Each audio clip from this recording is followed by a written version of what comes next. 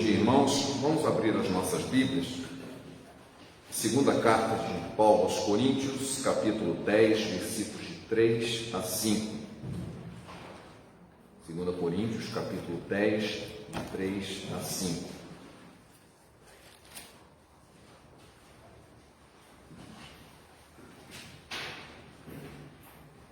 A palavra de Deus nos diz o seguinte: porque, embora andando na carne, não militamos segundo a carne, porque as armas da nossa milícia não são carnais, e sim poderosas em Deus, para destruir fortalezas, anulando nós sofismas e toda altivez que se levanta contra o conhecimento de Deus, e levando cativo todo pensamento à obediência de Cristo.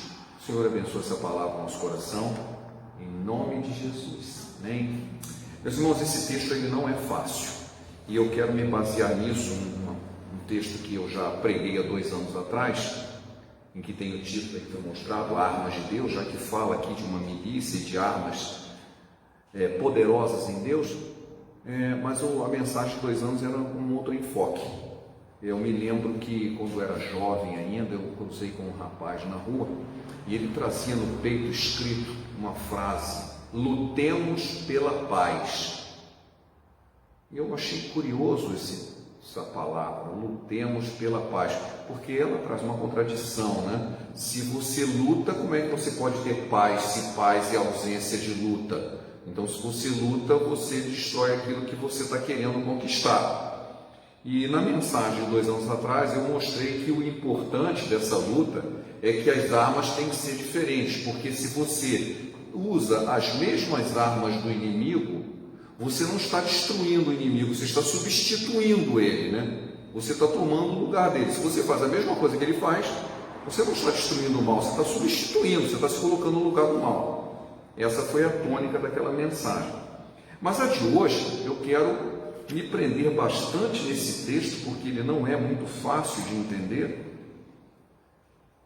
Nós não andamos na carne, nós não militamos na carne, nós andamos segundo o Espírito, não militamos segundo, ou seja, a nossa luta não é carnal. Isso está bem de acordo com Efésios, no capítulo 6, que diz que a nossa luta não é contra a carne e o sangue, mas sim contra potestades espirituais. Mas no versículo 4 ele diz que a nossa luta, a nossa milícia, não é carnal e ela é poderosa em Deus, para destruir fortalezas, anulando sofismas. Aqui está uma palavra que não é comum. O que é um sofisma? Sofisma é um raciocínio lógico que leva você ao erro. Ele aparentemente é verdadeiro, mas ele é falso. Então você constrói todo um raciocínio tentando te convencer de algo que é falso. Isso é um sofisma. Seria parecido com a fake news de hoje, né? Você conta uma narrativa e se você acredita nela, mas se você for procurar com calma, é falso. Naquela época os gregos tinham muito essa discussão de sofisma. Você faz todo um raciocínio e no fundo ele é falso. E aqui está dizendo que essa luta espiritual que nós temos e que nós possuímos armas para destruir sofismas, ideias que aparentemente são verdadeiras, mas são falsas, e elas têm um objetivo: levar tudo que se levanta contra o conhecimento de Deus. É o que está no versículo 5. E toda altivez que se levante contra o conhecimento de Deus. Então existe toda uma guerra espiritual que ela acontece na mente da pessoa, que tenta construir uma ideia de que Deus não existe, ou que Deus não é o Deus da Bíblia, que se levanta contra o conhecimento de Deus. Então nós temos uma luta, e que nós temos armas para desfazer esse sofisma. E uma das coisas que ele diz é: levando cativo todo pensamento à obediência de Cristo. Assim, gente, o que será que esse texto está querendo dizer? Ele é muito profundo. Ele está falando, primeiro, que a luta é ao nível do entendimento. É uma luta que isso acontece na mente. E para enfrentá-la, eu devo levar cativo, prender o meu pensamento à obediência de Cristo, para que eu não seja enganado pelos sofismas. Por isso que ele fala de sofisma. É toda uma construção mental de ideias, mas que são falsas. Recentemente, essa semana, quando eu estava preparando a mensagem, eu estava assistindo no History Channel, que é o meu canal favorito, o H2, Ciência do Engano. Eles têm uma série lá que eu aconselho, se vocês tiverem oportunidade, assistam. Chama-se Ciência do Engano. São vários temas. Nessa semana eles estavam mostrando um mágico. Ele fazendo um mágico de rua, né? Ele para esse usava praticamente cartas, né? Mas às vezes usam outras coisas. E ele para as pessoas na rua e faz uma demonstração de mágica, enganando, iludindo as pessoas com suas mágicas. E uma coisa que o comentarista fala é o seguinte: o truque do mágico é fazer você olhar para a direção errada. Ou seja, ele chama a atenção com uma mão, você olha para a mão dele, olha essa coisa, enquanto isso ele com a outra mão está executando o truque que você não está percebendo. Então, a mágica só faz sentido se você olhar na direção que ele está apontando, porque é a direção errada. Ele está fazendo o que precisa ser feito em outra direção e ele precisa que você não esteja olhando para lá. E eu fiquei pensando se é exatamente isso que o texto está dizendo. Você precisa trazer a sua mente cativa à obediência em Cristo. Se você não fizer isso, você vai olhar para o lado errado. Você vai olhar para os sofismas, para as ideias falsas e ser enganado. A consequência disso é tirar o conhecimento de Deus da nossa mente. Como é que eu faço isso? Mantendo o meu olhar para Jesus. Isso é fácil de entender quando a gente lembra o que aconteceu lá no capítulo 14 de Mateus, em que Jesus vem andando sobre as águas. Pedro, muito afoito, acha muito interessante andar sobre as águas e diz: mestre, se és tu mesmo, manda eu ir aí contigo andando sobre a água. Ele vem e o Pedro saiu andando, até que ele tirou os olhos de Jesus e olhou para as ondas que sempre estiveram lá, e ele começou a afundar, e ele pediu socorro para Jesus, e o socorreu. Por que Pedro afundou? Por causa das ondas? Elas sempre estiveram lá. Ele afundou porque ele tirou os olhos de Jesus. E ao tirar os olhos de Jesus, ele teve medo. Sua fé fracassou e ele afundou. Eu acho que é bem de acordo com o que o texto está dizendo. Nós temos uma luta espiritual que se trava na mente. E se você não quer ser enganado por sofisma, que vai tirar de você o conhecimento real de Deus, olhe para Jesus e mantenha olhando. Mantenha cativa a sua mente à obediência ao Senhor Jesus, porque senão você vai, assim como Pedro, tirar os olhos de Jesus e olhar para as ondas, que são reais, sempre estiveram lá. A diferença é que você tirou os olhos de Jesus para olhar para ela. Eu gostaria de convidar os irmãos para abrirem suas Bíblias também em 1 Timóteo, continuando o que estamos falando. 1 Timóteo no capítulo 6. 1 Timóteo no capítulo 6, dos versículos 11 e 12. Paulo está dando um conselho para o seu discípulo, que ele chama de filho na fé, um jovem pastor chamado Timóteo. E ele diz o seguinte, 1 Timóteo 6, 11 e 12. Tu, porém, ó homem de Deus, foge dessas coisas, antes segue a justiça, a piedade, a fé, o amor, a constância, a mansidão.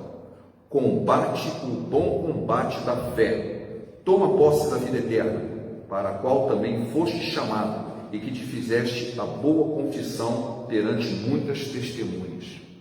Combate o bom combate. Como? Segue a justiça, a piedade, a fé, o amor, a constância e a mansidão. É interessante porque tem até uma musiquinha que a gente canta às crianças, né? Ler a Bíblia e orar, né? você quer se fortalecer, leia a Bíblia e ore. Leia a Bíblia e ore. Esse é um conselho fundamental. Mas aqui, ele não está falando de ler a Bíblia e orar. Ele está falando de atitudes. Justiça, piedade. Assim, por que ele não fala de mim? Então eu fiz uma comparação. Um atleta, ele precisa se exercitar, precisa fazer musculação, precisa treinar, para que ele possa competir. Então a musculação vai fazer com que ele fique forte, para que ele possa competir. Nós precisamos ler a Bíblia e orar, jejuar. Essa é a nossa musculação. Na hora de competir, nós vamos colocar em prática através de atitudes. E essas atitudes são listadas aqui: justiça, piedade, fé, amor, constância e mansidão. Interessante. A batalha ocorre na mente, mas ela é lutada com atitudes que se espelham no nosso dia a dia. Como Romanos, no capítulo 2:12, que diz que em vez de nós tomarmos a forma do mundo, nós iríamos experimentar qual seja a boa, agradável e perfeita vontade de Deus, fazendo o quê? Transformando a nossa mente. Transformando a nossa mente. Metamorfoseai-vos seria a tradução literal do que está escrito ali. Transforme a sua mente. Metamorfose. Metamorfose é aquele fenômeno que a lagarta vira borboleta. Tá? Uma mudança muito grande. E o texto de Romanos diz assim: olha, se você quer experimentar a boa, perfeita e agradável vontade de Deus, tem uma transformação na sua mente. Uma metanoia, uma mudança de mente. Por quê? Porque a batalha essencialmente é na mente. E se você guarda a sua mente nas coisas de Jesus, muda ela, que estava no mundo, e foca em Jesus, você vai experimentar uma mudança que se transforma em atitudes. Que se transforma em atitudes. E é exatamente isso aqui que diz o texto. Né? Para que você possa confrontar tudo isso, acabar com os sofismas, aquelas ideias que parecem verdadeiras, mas são falsas. Nós precisamos transformar isso em atitudes. Eu acho interessante porque muitas vezes nós estamos dando ouvidos ao que não presta. E eu não estou falando só de fake news não, tá?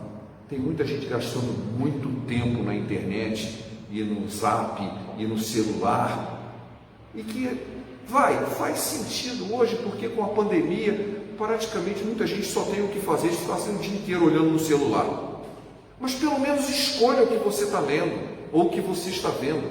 Não precisa encher o seu coração de lixo, porque afinal de contas, por trás dele tem alguma mensagem, talvez uma mensagem subliminar, ou uma mensagem explícita, que é um sofisma, e que vai te levar a questionar coisas de Deus, e vai te afastar da presença do Senhor. Nós precisamos focar a nossa mente. Muitas vezes até líderes religiosos que falam de Jesus, que falam da Bíblia, só que acabam falando coisas que não são a palavra de Deus. O que não é de estranhar, o próprio apóstolo Paulo fala lá em 2 Coríntios, no capítulo 11, versículo 14, que Satanás pode se disfarçar com anjo de luz. Pode. Ele não vai aparecer na maneira com que a Idade Média pintava o diabo, todo vermelho, chifrudo, cuspindo fogo, para as pessoas ficarem com medo. Se ele aparecesse assim, saía todo mundo correndo com medo, ninguém ia ficar perto.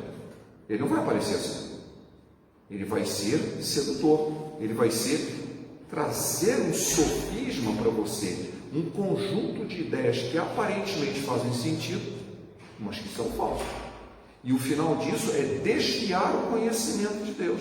Nós temos que combater isso, através daquilo que nós lemos, através daquilo que nós vemos, através daquilo que nós conversamos, já que tudo isso só ocorre na mente. Mas aqui o apóstolo Paulo, no texto que a gente acabou de ler, num indicativo para Timóteo, ele diz: sabe como é que se combate esse bom combate? E que no final de contas você vai tomar posse da vida eterna? Você tem que ter uma atitude inversa dos incrédulos. Você tem que agir com justiça, você tem que agir com piedade, você tem que agir com fé, com amor, com paciência, com mansidão. Para começo de conversa, a palavra justiça muitas vezes é deturpada. Justiça é praticar o que é justo. nos estudos teológicos, né? Eu falo assim, Deus não é justo, Ele é a própria justiça. Foi Ele que definiu o que é justo. Então Ele não é justo. Se foi Ele que definiu o que é justo, Ele é a própria justiça. E Ele já definiu uma série de coisas que definem o que é justiça. E às vezes a gente esquece. Nós queremos que as pessoas sejam justas conosco, mas nós não praticamos a justiça. E isso dá uma brecha. E que brecha? Nós precisamos praticar a justiça, começando de nós mesmos. Aquilo que eu quero para os outros tem que começar de mim. Eu tenho que fazer. Se eu acho que eles são honestos agir de um jeito, eu não posso agir daquele jeito. Eu tenho que fazer o que é certo. Se algo está acontecendo errado, eu tenho que consertar. Então eu tenho que agir com justiça. Uma outra palavra que, pelo menos no nosso, piedade, dá a impressão de ter pena de alguém. Piedade é uma virtude que possibilita oferecer a Deus o culto que Ele merece. Essa é a definição de piedade. É viver uma vida séria com Deus, seguir os caminhos de Deus. Tem uma tradução livre que traduz essa palavra como seguir o caminho de Deus. Fazer a vontade de Deus, procurar servir a Deus com seriedade. Isso é piedade. Não é ficar tendo pena de alguém. Tenha piedade de mim. Não é isso. De ter pena. Piedade não é ter pena. A palavra aqui é uma virtude de levar a sério as coisas de Deus. Com fé, com amor, com paciência. Nós temos tido paciência, às vezes a gente perde a paciência. Ao perder a paciência, a nossa mente é confundida. Se há alguma coisa que você percebe em uma pessoa impaciente, é que ela não consegue pensar direito. Não é verdade? Basta perceber. Pense em você mesmo em algum caso em que você já teve uma crise com alguém que perde a paciência. Parece que a pessoa não raciocina mais. É exatamente isso, porque a batalha está acontecendo na sua mente. Você precisa ter paciência, não calma. Eu vi uma vez uma ilustração que eu achei muito legal e vale a pena mencionar aqui. O sujeito foi ofendido pelo vizinho porque ele tinha agido de um jeito, o vizinho interpretou de uma maneira errada, o distratou, falou um monte de besteira para ele, chegou em casa furioso porque ele queria responder ao vizinho, digamos assim, olho no olho, né? Mas aí ele chegou nervoso em casa, a avó chegou para ele, o que está acontecendo? Aconteceu isso, eu vou te fazer uma coisa. Aí ela disse assim, deixa a lama secar. Aí ele não entendeu, como assim?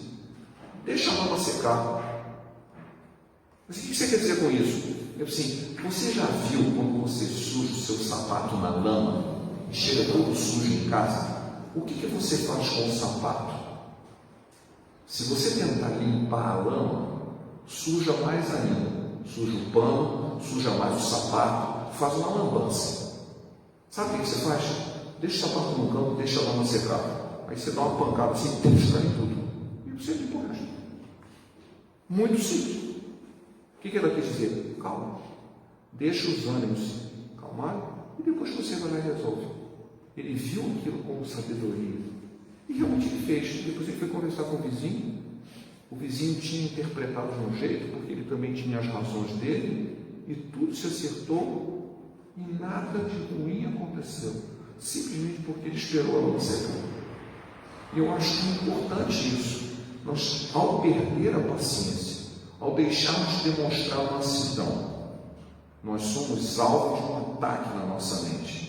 Nosso raciocínio se embota. Sofismas são colocados na minha mente. Eu dou interpretação errada à realidade que está ao meu redor. Fico ofendido, ofendo outras pessoas e o problema vai aumentando. É exatamente como a lama. Você tenta limpar ela e espalha ela, porque ela é lama. Como é que se tira? Espera secar. Depois ela cai sozinha. É perfeita a ilustração. Mas ela faz parte de uma luta espiritual que acontece na mente. Nós precisamos realmente praticar isso, como eu falei, como uma forma de exercício, de orar, de ler a Bíblia, de jejuar, mas na hora da prática, na hora do bom combate, isso tem que se expressar em atitudes. E como disse, no início, é tudo invertido para as pessoas que não temem a Deus fazem. Eu queria encerrar essa mensagem, essa meditação, essa breve meditação, falando num texto que eu já até mencionei aqui, que é a oração de São Francisco. Francisco de Assis, e ele tinha esse nome porque ele era da cidade de Assis, e é Francisco de Assis, foi um cristão, um indivíduo que se converteu de uma maneira bem intensa. Ele era filho de um homem muito rico, né? E ele, ao se converter, o pai o expulsou de casa e ele preferiu ficar sem nada. Ele vivia uma vida praticamente de pedinte, porque ele não queria nada desse mundo. Foi um homem muito assim, pio, no sentido de que ele levou a sério o seu caminho com Deus. E ele nos deixou escrito um texto que é até uma música, mas ele fala muito bonito. Ele diz assim: Senhor, fazei de mim um instrumento da tua paz. E ele vai listar uma série de atitudes que fazem um contraponto com as coisas do mundo. Onde houver ódio, que eu leve o amor. Onde houver ofensa, que eu leve o perdão. Onde houver discórdia, que eu leve a união. Onde houver dúvida, que eu leve a fé. Onde houver erro, que eu leve a verdade. Onde houver desespero, que eu leve a esperança. Onde houver tristeza, que eu leve a alegria. Onde houver trevas, que eu leve a luz. Realmente, uma pessoa para escrever isso é alguém que tinha realmente uma intimidade com Deus, né? Dessas frases que mais me chama a atenção é: onde houver o erro, que eu leve a verdade. Tem muita gente que onde acha o erro quer levar a justiça. Justiça cabe a Deus, não cabe a mim julgar ninguém. Onde houver o erro, que eu leve a verdade e não o julgamento. O juízo cabe a Deus. Eu devo levar a verdade. Agora, eu também não posso levar a esperança se eu não tiver nenhuma. Eu não posso levar amor se eu não tiver amor. Eu não posso levar fé se eu não a tiver. Eu não posso dar o que eu não tenho. Quando ele escreveu isso, ele tinha tudo isso para dar. Ele tinha uma conversão genuína no seu coração. Ele tinha uma intimidade com Deus muito grande. Ele punha isso em prática. Ele já tinha vencido todos os sofismas da época que desconsideravam o conhecimento de Deus, mas ele prendeu a sua mente a Cristo. E ele não se deixou enganar. E ele pôde, como Timóteo, combater o bom combate. E ele deixou um exemplo muito grande para muitos jovens de sua época e nos inspira até hoje. Ao terminar a oração, ele diz: Mestre, fazer com que eu queira mais consolar do que ser consolado, compreender do que ser compreendido, amar que ser amado, porque é dando que se recebe, é perdoando que se é perdoado e é morrendo que se vive para a vida eterna. Lógico que ele está escrevendo tudo isso em palavras de Jesus. Não é hipocrisia, não é conversa mole. Ele experimentou tudo isso e baseado, ele estava focado, olhando para Jesus, mente cativa na obediência ao Senhor. Ele pôde dizer tudo isso. E eu acho que para nós hoje é exatamente isso que nós precisamos. Nós queremos armas de Deus, mas aparentemente nós queremos fazer algo parecido com o que a gente vê na televisão, de luta de poderes, coisas desse tipo. E esquece que essa luta, lá em Efésios diz isso, ela não é nossa. Esse tipo de luta que a gente acha que pode lutar não é nossa. A parte que nos cabe é ser luzeiros do mundo, é ser sal para a terra, é agir exatamente como a palavra de Deus nos ensinou agora, né? De praticar a justiça, a piedade, a fé, o amor, a paciência, a mansidão. Tudo isso Deus vai usar na sua luta espiritual, na sua batalha. Ele vai nos usar como soldados seus, mas usando as armas que Ele nos dá, e não as armas que o mundo tem. Porque se nós usarmos, como eu disse no início, as mesmas armas do mundo, pagando na mesma moeda, nós vamos não estar destruindo o mal, vamos estar substituindo o mal, e não destruindo ele. Não é verdade? Eu gostaria de terminar lendo o texto de Filipenses, para nossa edificação dessa manhã.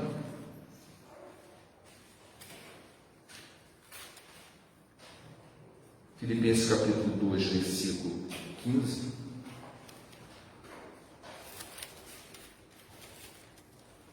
O papelzinho que eu coloquei aqui para marcar caiu, mas eu consigo abrir a Bíblia rapidamente. Ainda não estou dependendo de celular para ficar passando o dedo, eu consigo abrir a Bíblia rápido. Filipenses 2, 15. para que vos torneis irrepreensíveis e sinceros, filhos de Deus, inculpáveis no mundo, no meio de uma geração pervertida e corrupta, na qual resplandeceis como luzeiros no mundo. Nós nos tornamos irrepreensíveis e sinceros. Vejam bem, não irrepreensíveis para o mundo. Hoje nós estudamos na escola dominical que o indivíduo que é curado, passa por um milagre, em vez disso ser motivo de glória a Deus, é motivo de crítica. Assim, quem mandou você ser curado no sábado? Quem mandou você carregar uma cama? Assim, mas eu era paralítico, eu estava 38 anos no chão e agora estou andando. Você não olha a parte boa para olhar algo insignificante. Então, é muito importante saber que quando diz que nós somos irrepreensíveis por Deus, tá? Porque os outros podem nos repreender. Se você está numa situação de corrupção e você quer ser justo, você vai ser repreendido. Como se o errado fosse você, mas não é. Você é o justo.